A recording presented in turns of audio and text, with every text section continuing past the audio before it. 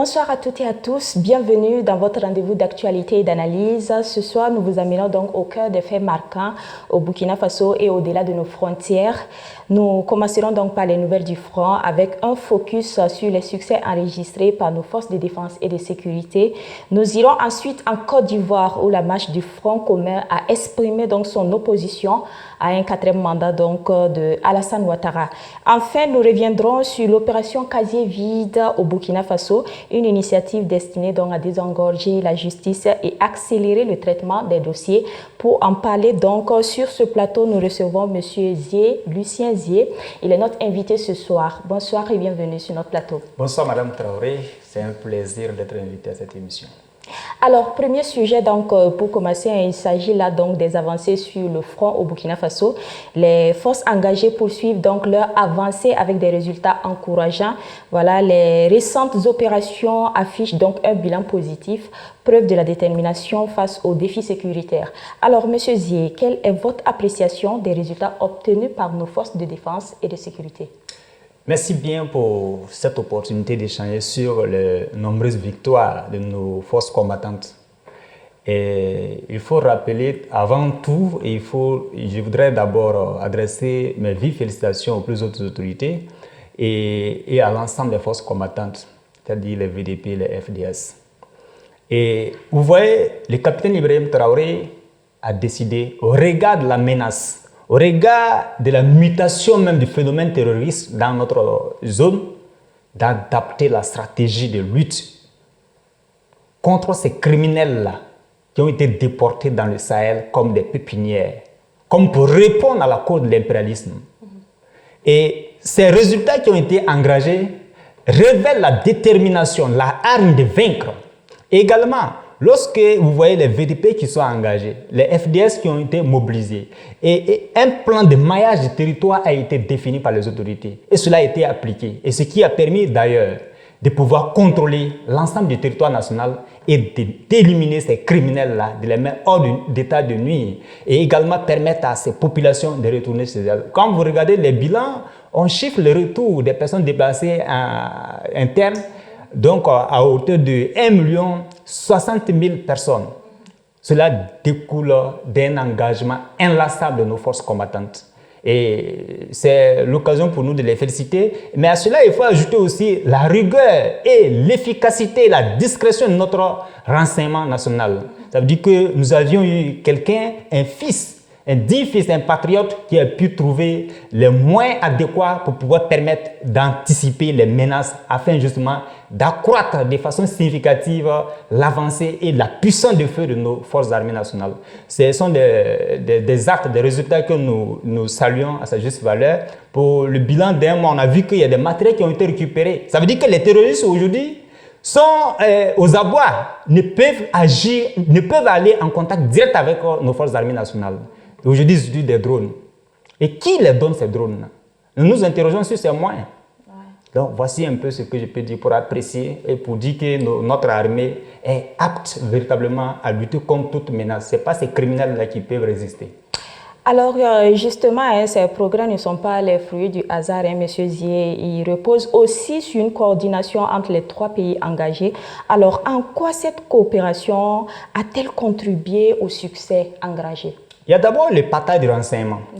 Lorsque on dit qu'en guerre, pour pouvoir vaincre l'ennemi, il faut avoir les renseignements, les informations précises sur sa position et savoir quels sont les moyens qu'il détient, quels sont ses soutiens. Et lorsque ces 3 pays ont décidé de créer la confédération AIS, c'était d'abord, la vision était inscrite dans une logique de défense collective. Donc, en associant donc les moyens logistiques, en partageant donc les informations, et ce qui permet donc d'avoir un sens plus élevé de combativité et de maîtrise même de certaines zones et des mouvements terroristes dans notre zone, sur le territoire donc de l'AIS.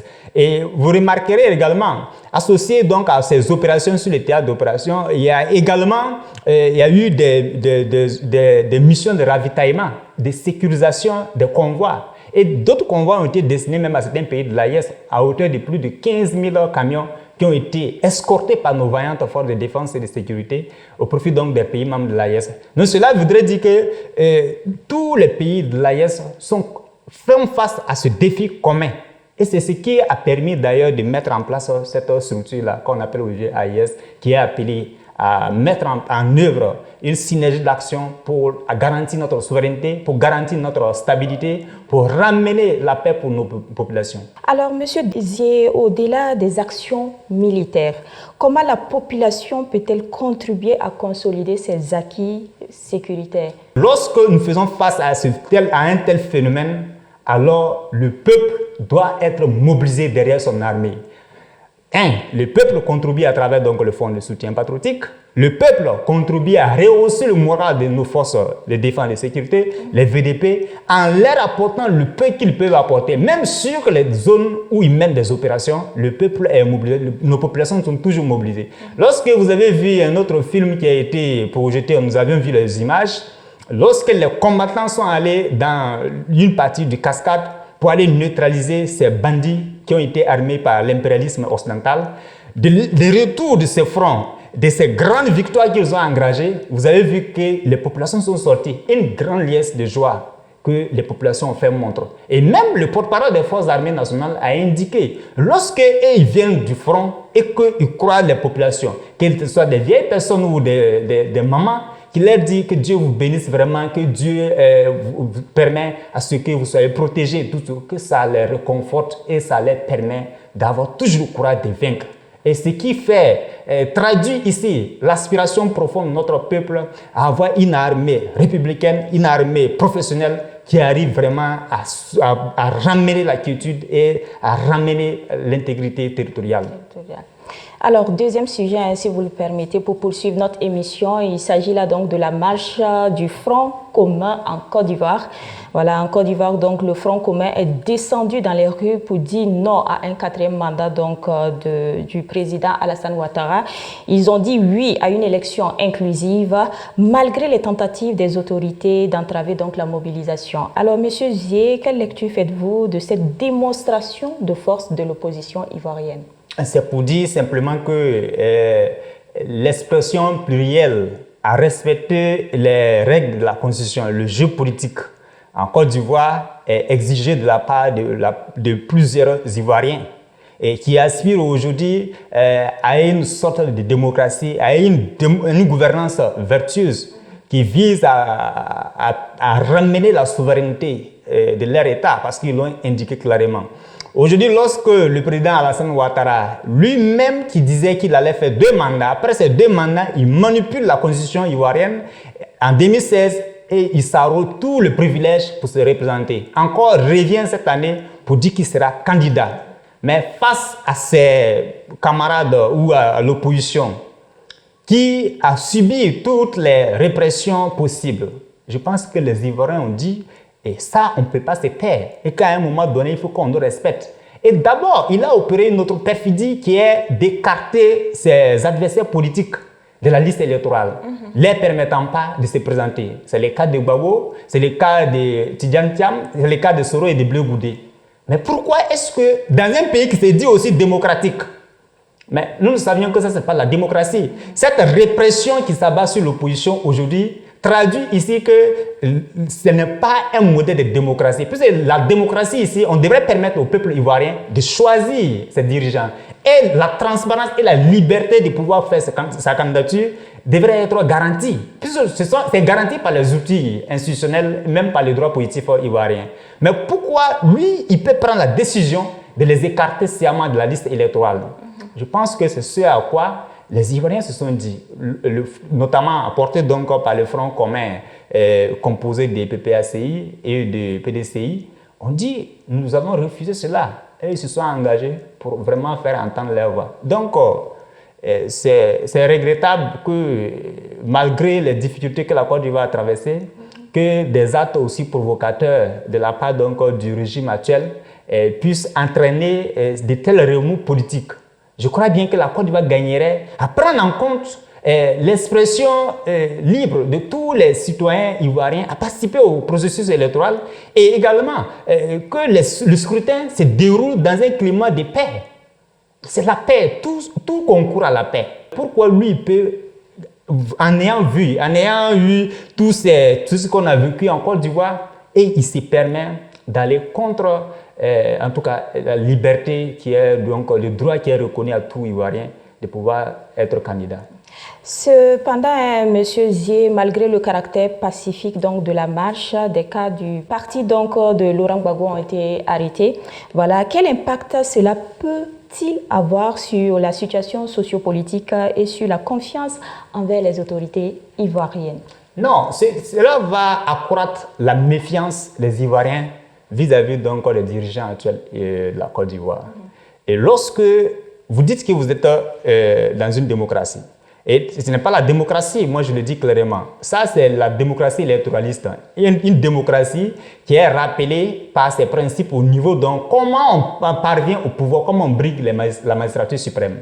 Et c'est ce à quoi, d'ailleurs, c'est à cette occasion, je veux dire, qu'ils opèrent des perfidies pour créer des entorses aux dispositifs juridiques qui existent pour enfreindre et empêcher d'autres candidats de pouvoir aller en compétition avec eux.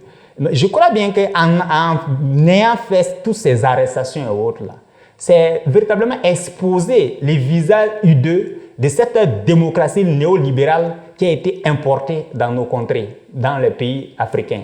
Je crois bien que c'est un combat implacable que l'opposition a affirmé. Je crois bien qu'il y a une autre marche qu'ils ont annoncée, je ne sais pas si ça aura lieu, pour exiger que les droits de chaque Ivoirien soient respectés, les droits surtout à la liberté.